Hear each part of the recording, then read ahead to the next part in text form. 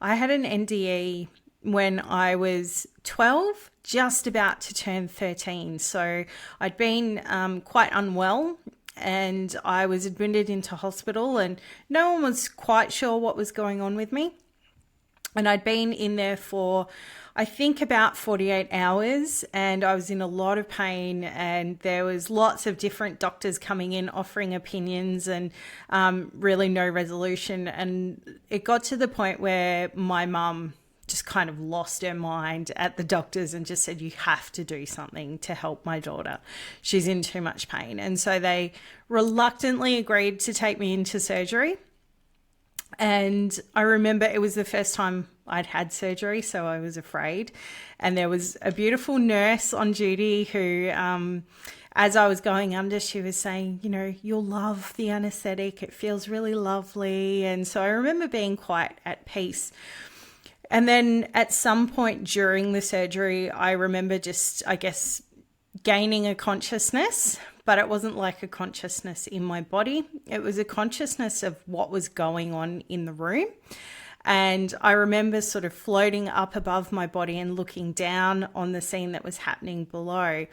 And there must have been some kind of medical incident that caused the doctors to panic and caused me to leave my body. And so for me, that was a near-death experience. So I remember being in the room and feeling incredibly calm and watching the people in the room who were working on my body not being calm. They were all panicking. And ultimately, I found out that my appendix had ruptured and I got peritonitis, which is a very nasty infection. And I was quite ill as a result of that. But I just remember just having this absolute feeling of peace, of weightlessness, of not feeling connected to an outcome, not having any fear, or really experiencing any, what I would say, normal human emotions. There was just a state of being, which was really, really lovely. And I wasn't called towards one direction or another direction. I was just being. And then my next memory was actually coming to in recovery. And I had this beautiful recovery nurse who was sitting sort of behind me, just stroking my hair and just bringing me back into my body. And I'm quite sure that she was a spirit guide or an angel, because she helped me find that feeling of peace inside my body. Even though I was really, really unwell and I didn't react well to the anesthesia, I know just in that moment in recovery that I'd been through a transition and that she was part of that team that helped me with that transition and helped me feel safe and completely at ease. That's so beautiful. And what did you make of it? So you were 12 years old at the time. Was that the time also that you thought, oh, this is probably an angel or a spirit that is helping me? Yeah, so I was a kid that didn't really question that interaction. I think I'd been quite connected to maybe other dimensions as a young child. So I didn't put a lot of conscious thought into it other than knowing that I felt really at peace and really safe. And I just had this sense that she was a helper. She was someone who came along to help. And it was actually 2 days before my 13th birthday. So it was like this very pivotal time going into my teenage years. And I knew that it was something different and something that most people didn't experience, but I didn't have strong feelings about it. It just was for me, and I had just a level of acceptance around it. I was more worried about being in hospital and having, drips in my arm and things like that, and not being able to eat birthday cake on my 13th birthday than really the big experience that I'd had around that. And it was because it just felt natural and it just felt peaceful, but it also felt different. So it wasn't something that I shared with my family or with my friends, because I also knew it probably would have been perceived as me being a little nutty or me making things up or me imagining it. So I wasn't bothered by it, but I was worried that other people would be. I can imagine. And that's so beautiful that you sort of acknowledged it for what it was and accepted it, but also did not feel the need to discuss it or debate it with anybody in your proximity. Yeah, that's right. So, has it had an impact on your life, or has the connection with the other side increased for you since that experience? Yeah, absolutely. So pretty much from that time on, I started to hear people from the other side, and I started to have, I guess, mediumship experiences and connections that, again, didn't create any fear for me and didn't feel unnatural for me. But I also knew that they were different and not something that people talked about a lot. And so whilst I knew I had the ability to connect with souls that had crossed over, I also knew that I sort of needed to keep that private for my own well-being.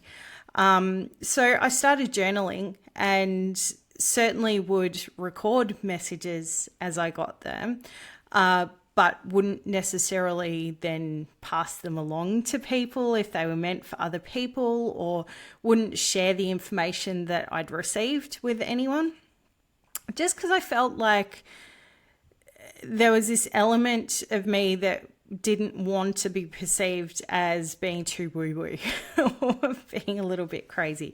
So I certainly from that time was very connected spiritually or energetically, but wasn't in a phase of my life where I felt mature enough or safe enough or confident enough to really share that with anyone other than me. But as I grew, as I got older, what I started to notice was that people seemed to know that about me anyway. Even though I didn't talk about it myself, other people would sometimes pick up on it. And I'd have friends come up to me and say, you know how you're a bit like, you know, stuff? And I'd go, yeah. They'd go, well, can you tell me this or this or this? And I'd kind of go, yeah, I can tell you that. And so it wasn't that I was trying to be secretive or hide anything. I would share things with people who asked, but I certainly wasn't, you know, out in the open and saying, hey, sometimes I hear dead people, you know. Oh, yeah, because that's such a big one. And I think it takes a toll on you as well to be able to receive these messages. You have to be prepared for it and in the right mindset. And somebody shared with me that for the people that have crossed over to be able to share messages with us, it actually takes a lot of energy for them to do so. So it tends to only happen when there's something really important. Is that correct? Yes and no. I sort of see it more as a bit like public speaking.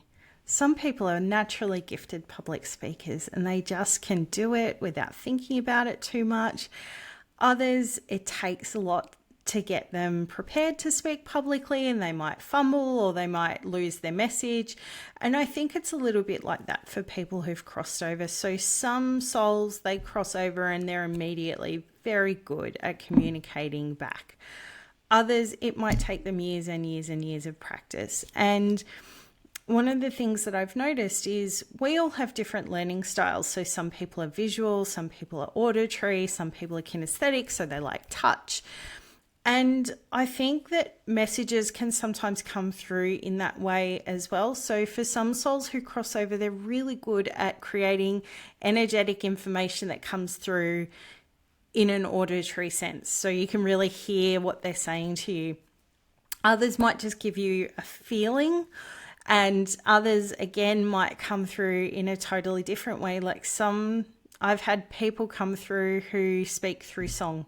So they'll just drop a song into my head and it will just keep playing on repeat until I wake up and listen and figure out what it is they're trying to say. So it's almost like they find different ways to knock on the door and get your attention.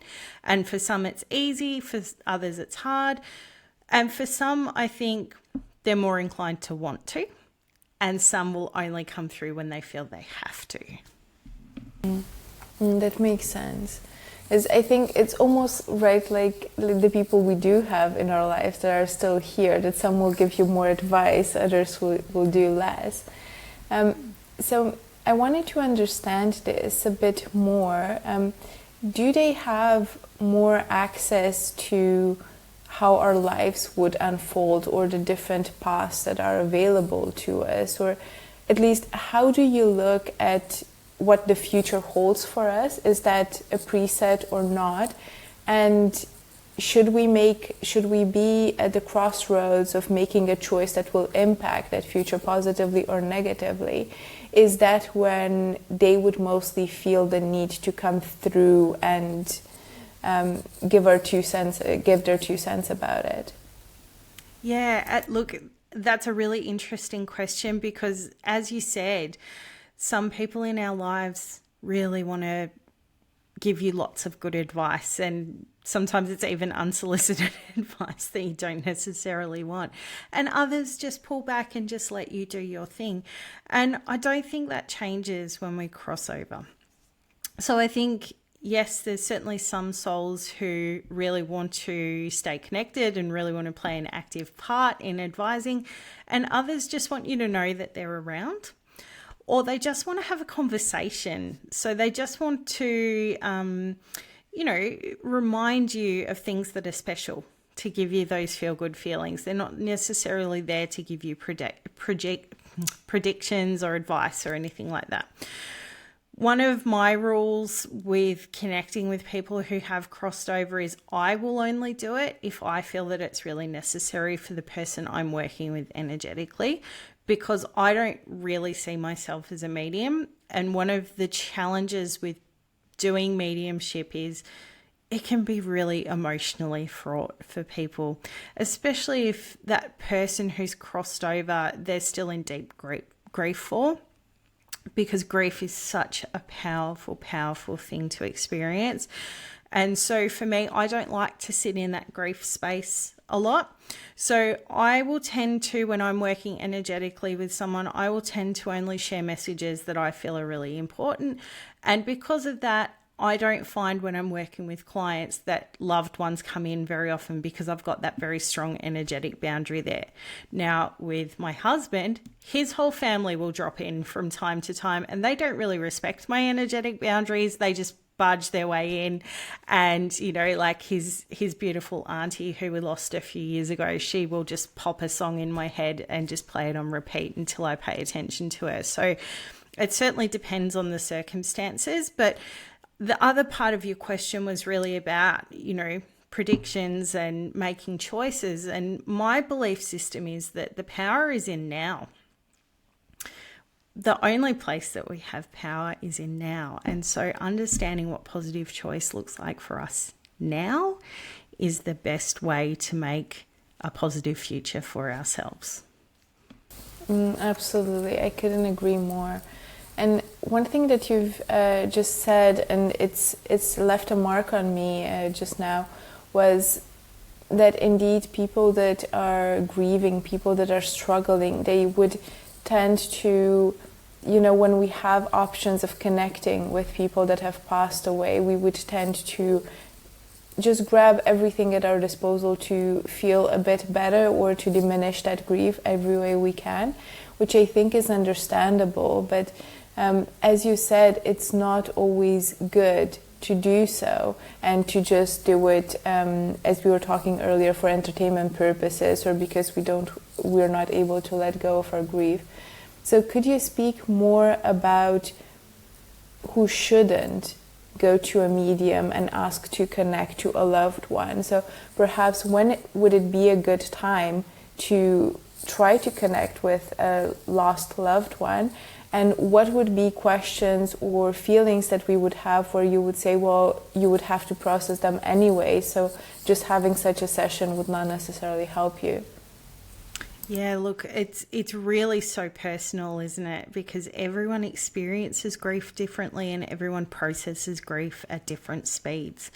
So I think if you are wanting to connect with someone that you love, that you've lost, you first have to make sure that you're seeing a really reputable medium who's really sensitive to where you're at in your stage of grief. Because otherwise what can happen is you are just going there for an opportunity for them to prove their skill set, so you don't want to go and see someone who is really about parlor tricks and saying, look, I can prove to you I'm connecting with your loved one because I know their favorite color was blue and their birthday was on the 3rd and things like that, because that information isn't actually useful to you in the grieving process, and it's actually not helping the person who's crossed over anyway. Someone who's crossed over doesn't care that their favorite color was blue unless it was significant to both of you. So you just have to be quite discerning in who you go to see, and also think about what your why is. Because you're part of that energetic connection, okay? It's not just coming from the person or the people who've crossed over. You're part of it too. So your intention that you're putting into that connection is really, really important. So just, I suppose my advice would be, make sure that you're okay, whatever your version of okay looks like, before you step into that, because sometimes it can be quite confronting to get messages in a 1-hour session with a medium, and then you walk away and you feel like that person's gone again because you feel like you've lost that connection. So just be really mindful of that.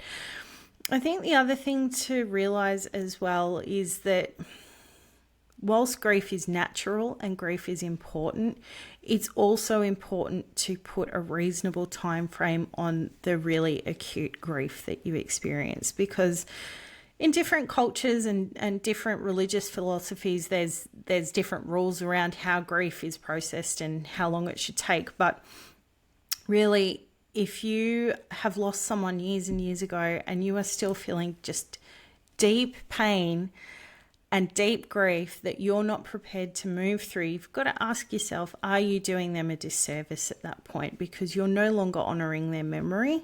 You're actually just sitting in the sadness of their loss.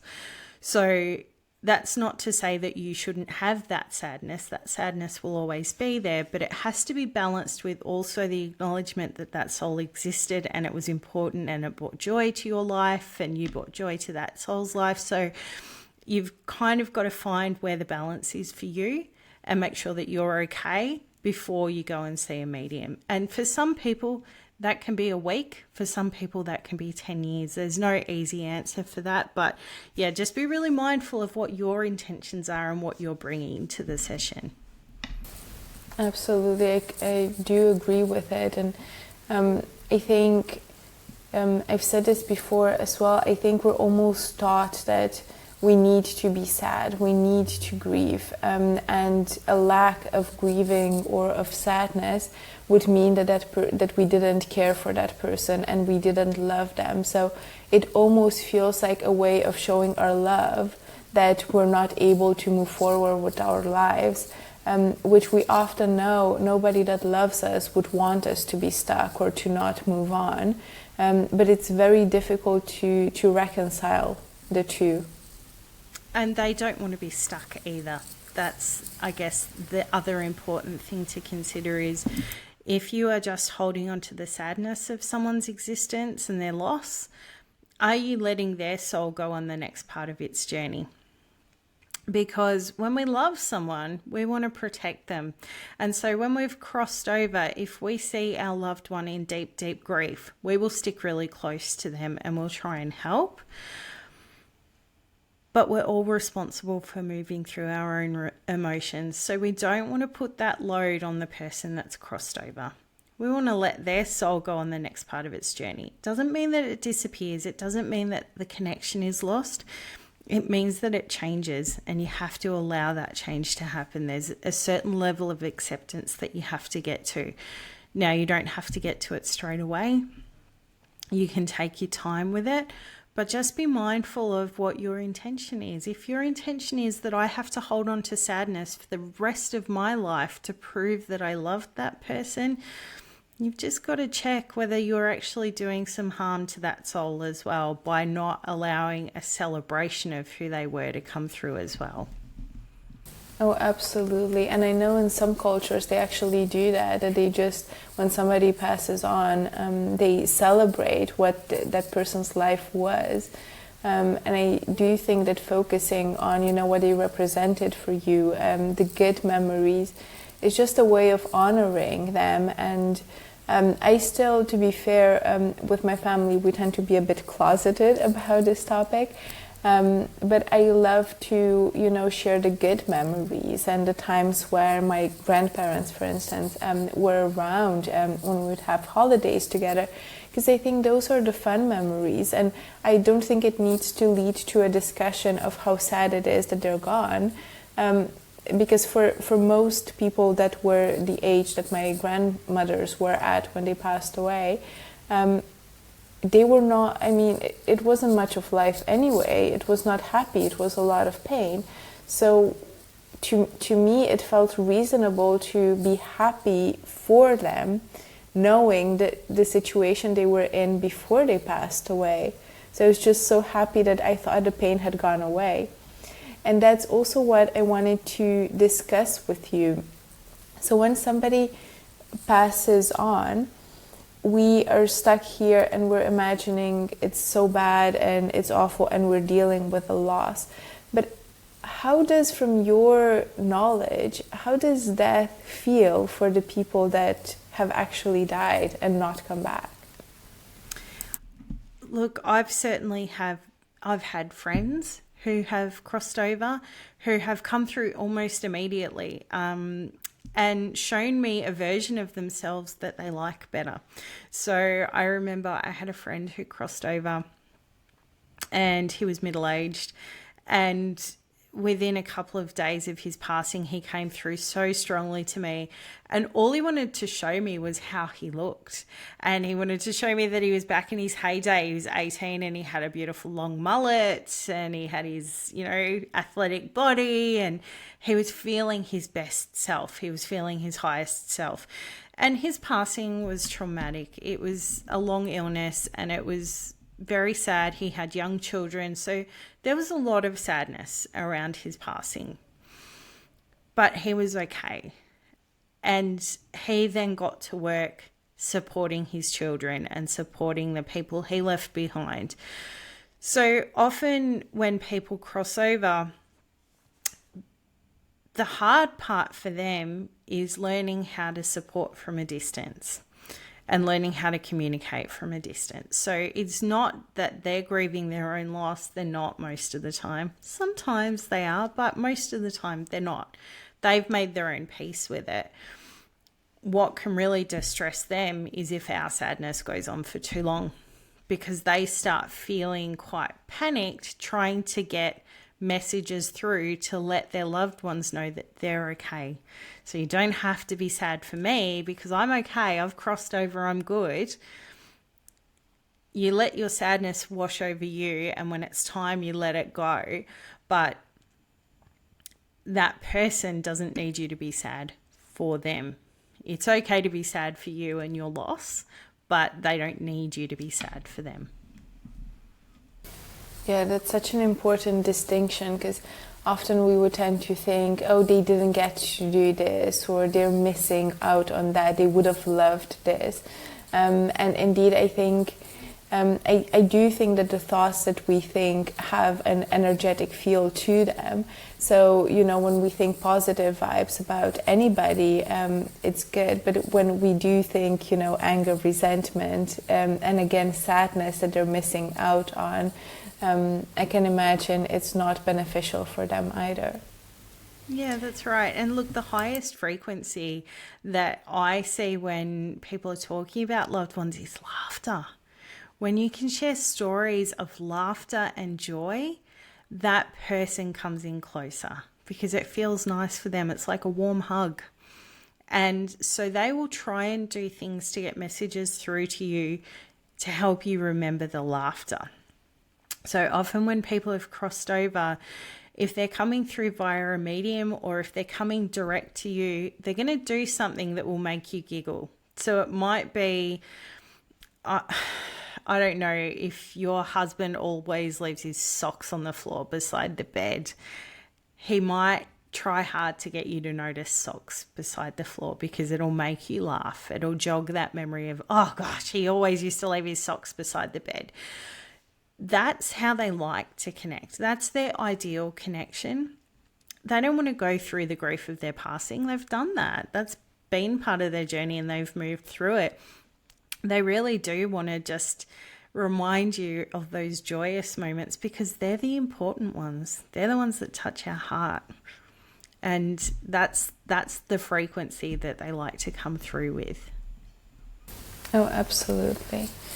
And tell me about the energy work that you do. How did you get into that, and why do you think there's a need for people to understand their own energy better and how to work with their energetic shield or the energy that we tend to have but we don't see and sometimes doubt, perhaps? Yeah, look, I've been working with energy for a long, long time, but a bit like when I was younger and people would say, you know how you kind of know things? That's how I've worked with energy for a long time. And it started really with people saying to me, my house feels funny. Can you do something to kind of like clear my house? And yeah, I can, absolutely. But really only if people were asking me about it. But in the last couple of years, that's really shifted for me, and I've started to do it in a more meaningful way and in a more deliberate way. And the realization that if people have skin in the game, if people are actually coming to me because I'm saying I can do this and they're investing in that, they get much better results.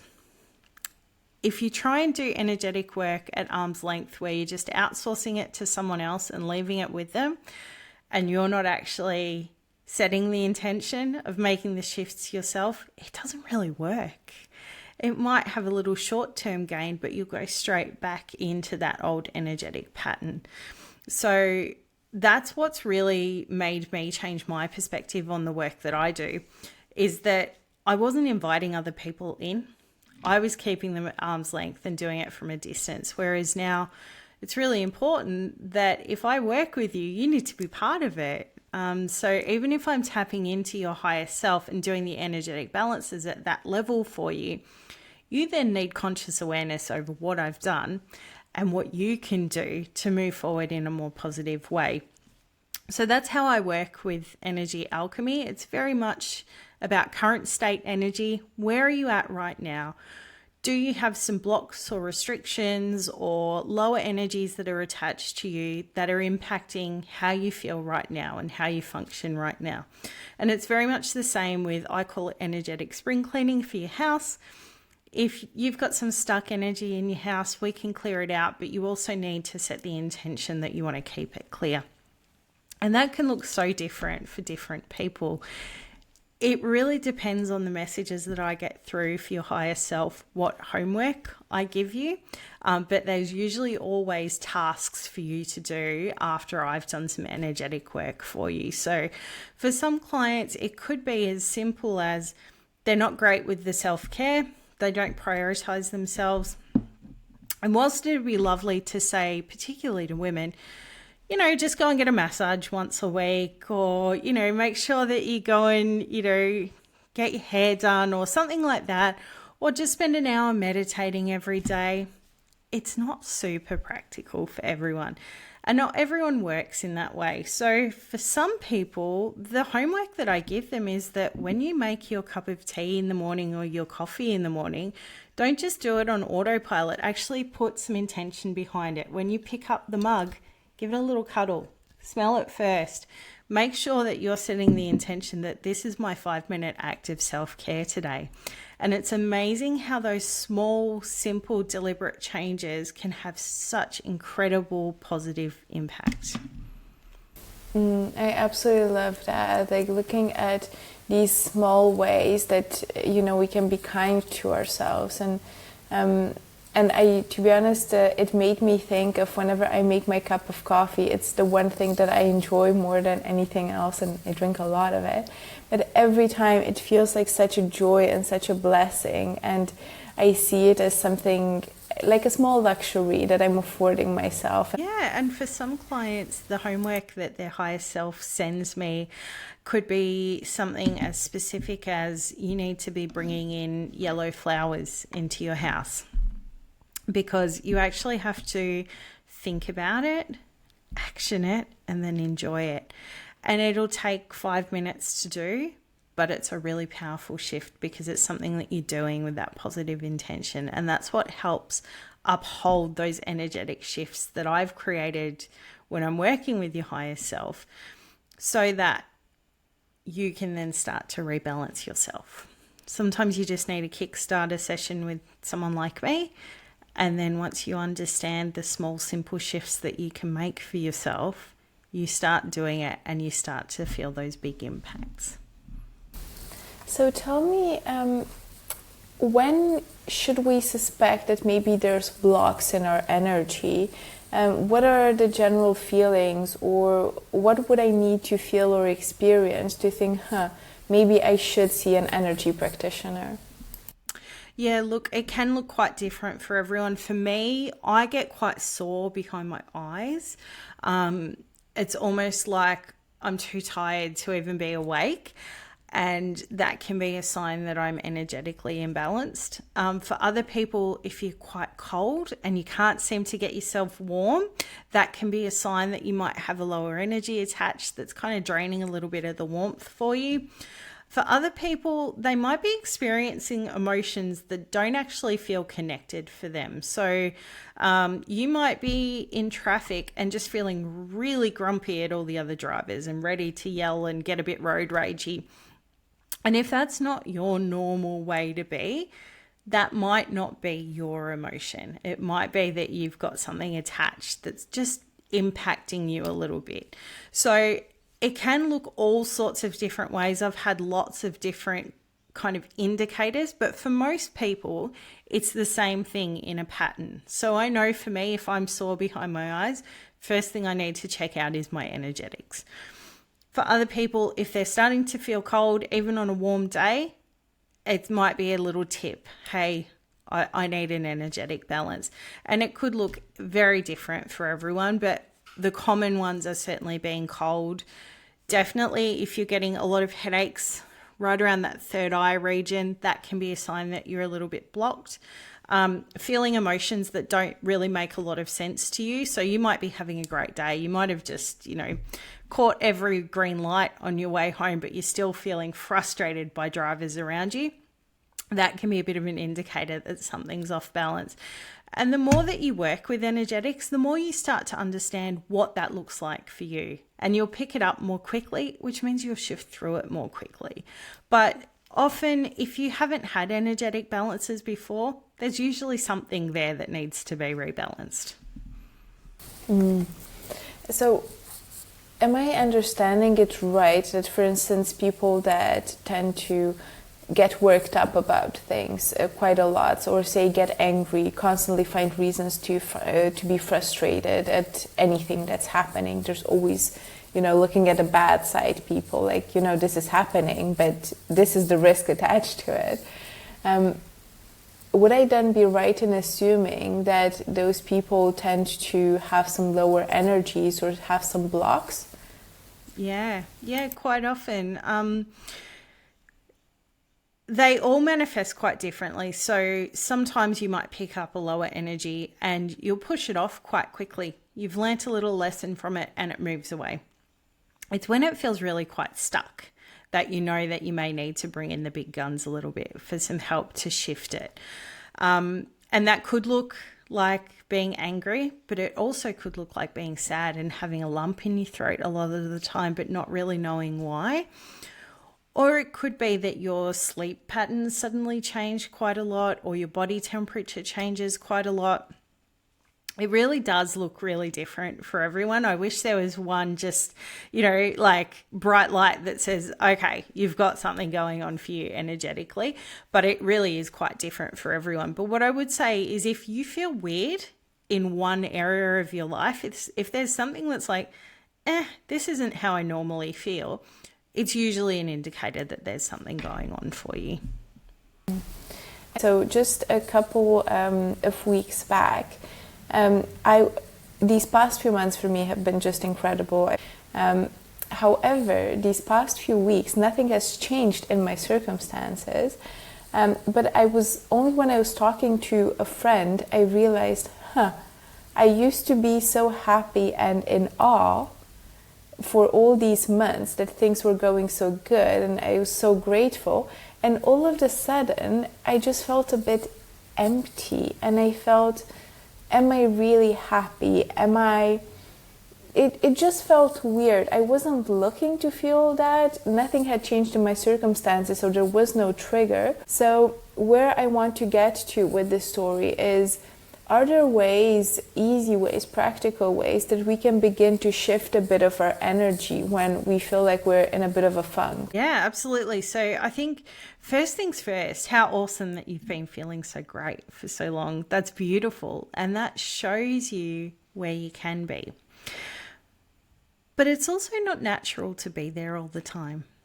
Life is about light and shade. And sometimes we're learning things in those moments where we're not feeling super happy, so that we register what happiness feels like when we do experience it. So I wouldn't ever be too worried if you go from feeling super happy to feeling not happy.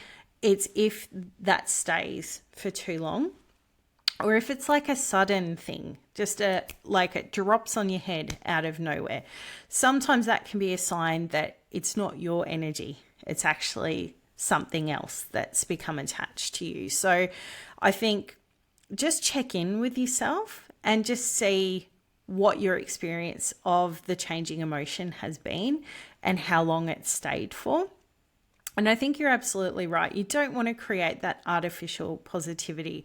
I've worked in workplaces where there's this positive mindset, but it's almost like you have to not acknowledge any other spectrum of the emotions because you have to be all positive all the time. And that's just not real. And it can force people into denying their own feelings, and that's not really great either.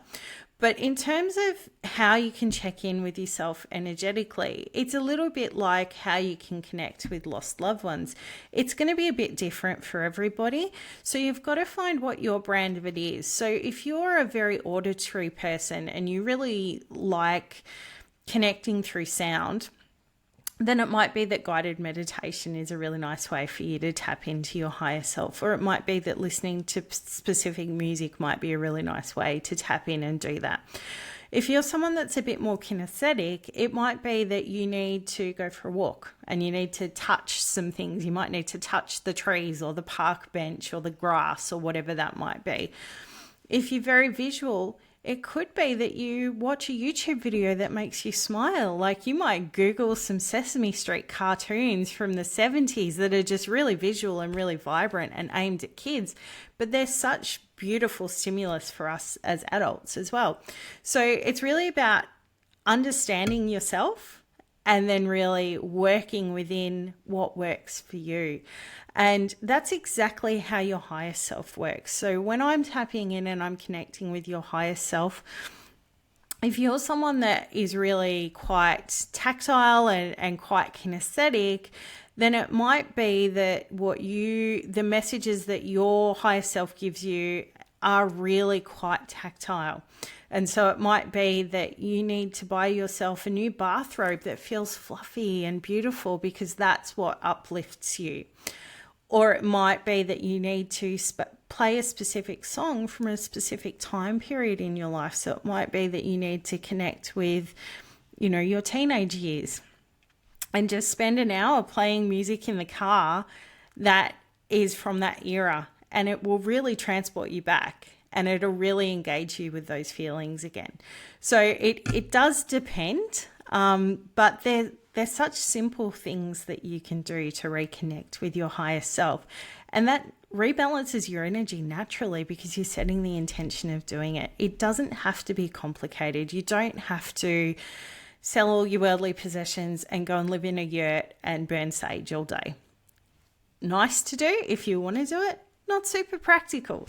So my philosophy on connecting with that spiritual part of yourself is that it should be attainable. It shouldn't be hard. It should be something that you can fold into your life quite seamlessly. Oh, absolutely. And I love that that is your approach, because I feel like otherwise changes wouldn't necessarily stick. Yeah, for sure. And I wanted to get into the part of your work that you do around Akashic records. And I wanted to understand more about what is available to us in terms of knowledge.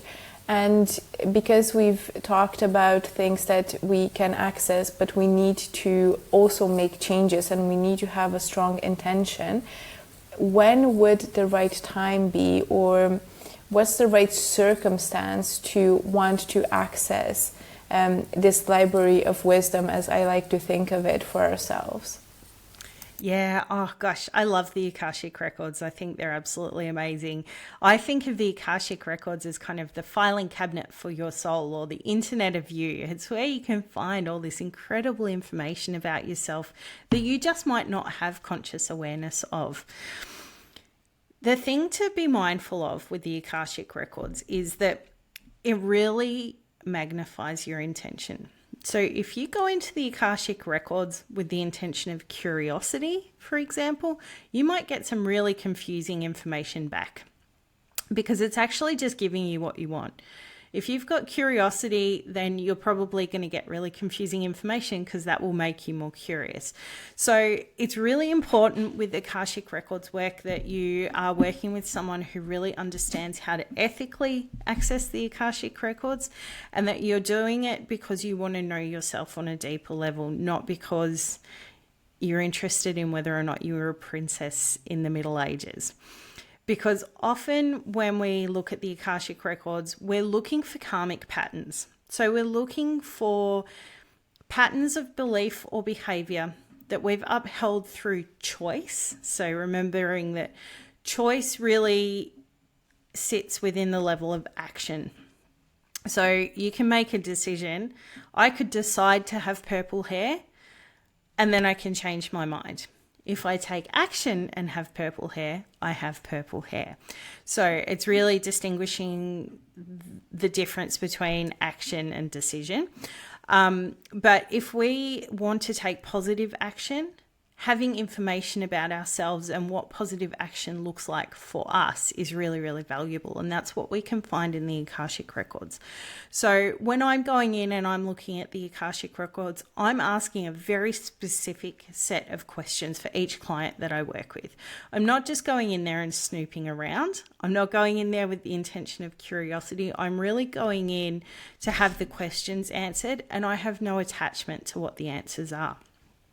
I then put together a reading which I share with that person. And what I often find is people are really interested in past life stories, but they're interested from that kind of curious perspective, like, was I a magician? Was I a medieval knight? Did I serve in an army? Did I do this or that? That's not really what we're looking for. What we're looking for is any past lives where there's karmic patterns, that you're still upholding that karmic pattern now and it's not serving you. So that's what we're really looking for. We're not checking to see if, you, I don't know, invented something that changed the world or something like that. We're really, really looking for where are some negative patterns that are still impacting you right now that you can change simply through making more positive and aligned choices. So if you want to access the Akashic records, I suppose you have to understand that the power in learning this information is the choices that you make going forward. So if you're in a position to understand that you create your own choices and you move through them yourself, then that's the perfect time to do some Akashic work. If you are just curious and you just kind of want to know some things about yourself because it might be interesting to tell at dinner parties, then maybe the Akashic records aren't where you want to start your journey. So it really is about having a little bit of a commitment to making positive choice. Now, positive choice doesn't have to be hard. It doesn't have to be complicated. It could be as simple as, let's say, 10 lifetimes ago, you decided to take a vow. Now, a vow is something that you might take to a religious organization, or you might make marriage vows, or it might be if you joined a military organization. Let's say you took a vow of poverty. Now, how that can manifest, if you're still upholding it now, is that you might have a day where you win $10,000, but then your car breaks down and it's going to cost $9,999 to get it repaired. So it's not necessarily that you don't have money coming in, it's that you can't quite hold it. There's always something that drains it away. So that's how a vow of poverty can look. Now, how you can make positive choice to shift that vow of poverty could be as simple as just being in the supermarket and saying to yourself, am I going to buy this brand of coffee, or am I going to buy myself some really nice herbal tea? And often if you've got that vow, you'll put them both back on the shelf and you won't buy either because you can't make the choice. The choice to make is actually let yourself have both. And suddenly you're starting to create a positive intention. So it's not big life-changing things that we think it is. We sometimes think we have to make these enormous decisions to make changes in our life. We don't. Life is a series of tiny little choices. And if we're making positive, tiny little aligned choices, the bigger stuff kind of takes care of itself. I very much like that. And I think just being aware of everything that's happening around you. I love the quote of you can look at everything as a miracle and nothing as a miracle. You are living your best life as much as you can in the moment. And I don't think we usually fully appreciate that. We tend to focus a lot on what needs to happen or what we want to have happen. I love that you're living your own version of abundance. That's incredible. And that's such a positive reminder that there are so many little things in life that can bring us joy and can bring us positive vibration that we sail through and we don't even notice. So I love that you're taking the time to actually celebrate those small things. I think where the Akashic records can really help with that is we all have different energetic blueprints. And so understanding what our unique energetic blueprint looks like makes it so much easier to live as our authentic selves. Because for some people, you know, a positive choice might be to get married. For other people, that might be a really negative choice. And it's not good or bad. There's no judgment from the Akashic records or from that philosophy.